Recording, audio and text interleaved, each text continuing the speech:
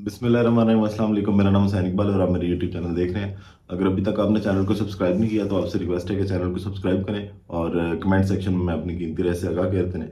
जनाब, अदालती फैसले आज आपने सुने और सबसे पहले बात करते हैं जनाब, चेयरमैन पीटीआई की अपील जो है वो साइफर केस में वो मंजूर हो गई है और जेल ट्रायल का जो 29 अगस्त का नोटिफिकेशन जारी किया गया था कि जेल में ट्रायल इमरान खान साहब का किया जा सकता है, वो कलअदम करार दे दिया गया। लेकिन इसके साथ साथ जो जज की तैनाती है, सीक्रेट एक्ट के तहत जो जज की तैनाती हुई थी उसको जो है वो जायज़ करार दे दिया गया। और इस्लामाबाद हाई कोर्ट के 2 रुकनी बेंच ने फैसला जारी किया है और फैसले में कहा गया कि गैर मामूली हालात में ट्रायल जेल में किया जा सकता है। कानून के मुताबिक जेल ट्रायल ओपन या इन कैमरा हो सकता है।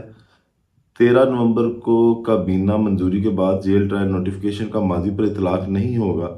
जेल ट्रायल मुमकिन है लेकिन इसके लिए कानूनी तकाजे पूरे करना ज़रूरी है। ऑफिशियल सीक्रेट एक्ट के जज की तैनाती का 27 जून का नोटिफिकेशन कानून के मुताबिक दुरुस्त है। मतलब उन्होंने कहा कि आपको अगर जेल ट्रायल करना भी है तो उसके लिए पहले कानूनी तकाजे पूरे किए जाएं। अभी तक जो जेल ट्रायल हुआ है वो कानूनी तकाज़ों पे पूरा नहीं उतरता और उसको कलअदम करार दे दिया गया। इमरान खान साहब के लिए ये एक किस्म का रिलीफ भी है, लेकिन अगर एक साइड से थोड़ा सा रिलीफ आता है तो कोशिश ये की जा रही है कि दूसरी साइड से जो है वो इमरान खान साहब को दबा लिया जाए। अब जनाब, वो उसके साथ साथ आप देखें कि सुपर लाडले को भी जो अदालतों ने वो डेली बेसिस पर उनकी समाअत की भी हामी भर ली है कि हो सकता है हम ये समाअत करें, और जो कुछ नैब ने वहाँ पे जिस तरह की दलाइल के हवाले से बातें की वो भी किसी से ढकी छुपी नहीं है। और चीफ जस्टिस जो आमिर फारूक साहब हैं उन्होंने इस्तफसार किया था कि आपको दलाइल के लिए कितना वक्त, कितने घंटे दरकार होंगे।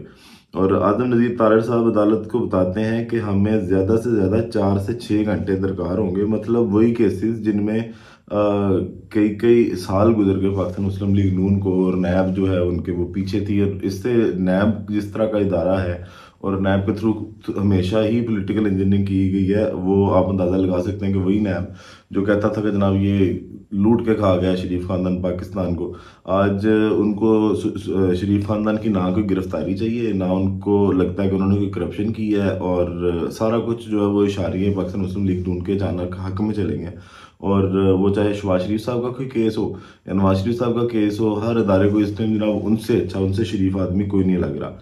अब इसके साथ साथ बात करते हैं जनाब, कल जो एक तमाशा लगा था चीफ जस्टिस साहब की ज़ेर सदारत जो सुप्रीम जुडिशल काउंसिल का इजलास हुआ, उसकी दूसरे रोज़ भी कार्रवाई हुई और अब वो कार्रवाई जो है वो तीसरे रोज़ भी जारी रहेगी। अभी तक वो मुकम्मल नहीं हो सकी। जस्टिस मुज़ाहिर अली नकवी साहब के खिलाफ जो शिकायत आई है उस पर जो इजलास में प्रोसीडिंग हो रही है, तो अब बड़ी मतलब देखें कि इस तरह तो कई बार बड़े अहम केसेस में सुप्रीम कोर्ट में डेली बेसिस पर समातें नहीं होती और यहाँ पे इजलास में जो है वो उसको लटकाया जा रहा है चीज़ को। मुज़ाहिर अली नकवी साहब से शायद कोई बदले लिए जा रहे हैं चीफ जस्टिस साहब की जानिब से। इसमें खबर जनाब यही है कि चीफ जस्टिस साहब ने जो दूसरे दिन की कार्रवाई हुई इजलास की, उसको पब्लिक करने से रोक दिया तमाम फ्रीकैन को, और शिकायत के निदान का मौका सुनने की हद तक कार्रवाई मुकम्मल कर ली गई है। इजलास के दौरान शिकायत के निदान समेत तमाम फ्रीकैन को बाहर भेज दिया गया। जस्टिस मुज़ाहिर नकवी भी इजलास में शरीक हुए। दूसरे रोज़ के इजलास में शिकायत का जायज़ा लिया गया। कौंसल जस्टिस सरदार तारिक मसूद के खिलाफ शिकायत जो है वो मुस्तरद कर चुकी है, और जो सुप्रीम जुडिशल काउंसिल है इसने जस्टिस तारिक मसूद के खिलाफ शिकायत से मुतल्लिक जो इजलास की कार्रवाई है उसको आज पब्लिक कर दिया। काउंसिल ने अपनी राय में कहा कि जस्टिस सरदार तारिक मसूद के खिलाफ शिकायत कुनिंदा आमना मलिक नाकाबिले एतबार और नाकाबिले भरोसा हैं। आमना मलिक ने जानबूझकर कल सवालात के जवाबात नहीं दिए। जस्टिस सरदार तारिक मसूद ने आमना मलिक से पूछा, बताएं अजहर सदीक को आपकी शिकायत बारे कैसे पता चला? आपने मेरे खिलाफ शिकायत किसके कहने पर दायर की? आमना मलिक ने कोई जवाब नहीं दिया। सर आप ये इस चीज़ से अंदाज़ा लगाएं कि शिकायत किसके कहने पर दर्ज हुई या क्यों दर्ज हुई, उसको छोड़ें, शिकायत में था क्या और वो दस्तावेजात क्या थे, आप उनकी वेरिफिकेशन की तरफ जाएं बजाय इसके कि आप जो है वो जो शिकायत को निंदा या जो अपील लेके आया उस पर ही जरा करनी शुरू कर दें। इसके साथ जनाब आज जो 22 नवंबर है, 22 नवंबर को इमरान खान साहब की आज जो साइफर केस में जमानत है वाली दरख्वास्त सुप्रीम कोर्ट में, वो आज उस पर समाअत होगी। और जस्टिस सरदार तारिक मसूद साहब जो हैं, और जो चीफ जस्टिस साहब के बड़े अच्छे दोस्त हैं, अब तो मेरा ख्याल है सबको इस चीज़ का अंदाज़ा हो गया कि किस कदर गहरी दोस्ती हैं। वो इस बेंच की समाअत करेंगे, उनकी सरबराही में समाअत होगी। उनके साथ साथ जस्टिस यहिया अफरीदी और जस्टिस आयशा मलिक होंगी। 3 रुकनी बेंच है जो इमरान खान साहब की साइफर केस में जमानतों के खिलाफ जो दरख्वास्त इस्लामाबाद हाईकोर्ट में मुस्तरद हुई थी और अपील की गई थी सुप्रीम कोर्ट में, तहरीक इंसाफ की लीगल टीम की जानिब से उस पर आज समाअत होगी। और जो भी उसकी प्रोसीडिंग होगी वो आपके साथ आगे चलकर शेयर करेंगे।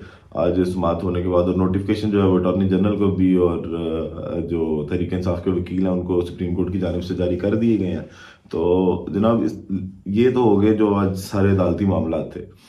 अब बात करते हैं जनाब के जो एक दोबारा से खड़ा पाकिस्तान तहरीक इंसाफ के चेयरमैन इमरान खान साहब ने किया, जेल से बैठ कर उन्होंने इलेक्शन स्ट्रेटजी जो बताई है पाकिस्तान तहरीक इंसाफ को, उन्होंने जो पैगाम भिजवाया है उसमें उन्होंने यही बोला है कि जनाब आप इलेक्शन कैंपेन जो है वो भरपूर तरीके से स्टार्ट करें। 1 दिसंबर से पहला जलसा जो है वो पेशावर में शुरू करें, और उसके बाद भी अगर कोई रुकावटें आपके जलसों में आती हैं तो इलेक्शन शेड्यूल जो है वो जारी हो गया होगा। और उसके बाद तमाम तरह जो पार्टियां वो जलसे जुलूसों की उनको इजाज़त होगी, रैलियां निकालने की इजाज़त होगी। और फिर भी अगर आपको तंग किया जाता है तो आप जो है वो अदालतों का रुख हम कर सकते हैं। और इसी तरह परवेज लाई साहब ने भी यही कहा है कि अगर इलेक्शन शेड्यूल जारी होने के बाद बाकी पार्टियों की तरह हमें लेवल प्लेइंग फील्ड नहीं दी जाती तो हम अदालतों के दरवाजे खटखटाएंगे और हमारे पास पूरा कानूनी हक होगा।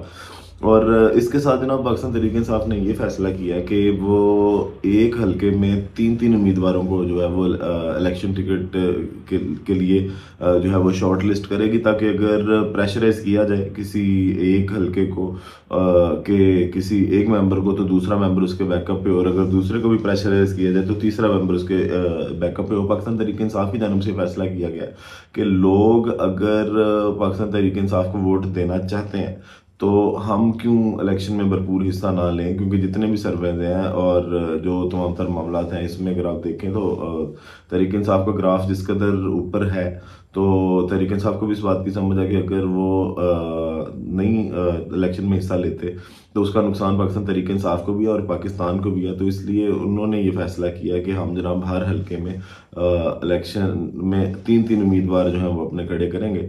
और अगर एक भी 3 उम्मीदवारों को टिकटें जारी करेंगे कि अगर एक उम्मीदवार उस किसी भी प्रेशर की वजह से अगर वो बैकस्टेप करता है तो उसके पीछे कोई ना कोई बैकअप हो, और पाकिस्तान तहरीक इंसाफ जो है वो टक्कर देगी तमाम तर पार्टीज को इलेक्शन के अंदर।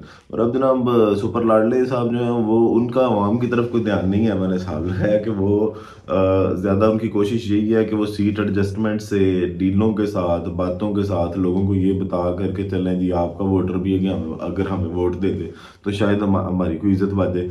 अब नवाज शरीफ साहब की और फजलुर रहमान साहब की जो डील तय पाई है वो यही है कि वो भी मिलकर इलेक्शन लड़ेंगे। और दोनों को शायद इस चीज़ का यकीन है कि अकेले अकेले तो शायद उनको 10-10 वोट ना मिले, तो मिलके वो करेंगे तो ज़रा 20 वोट मिल जाएंगे तो जमानतें बच जाएगी।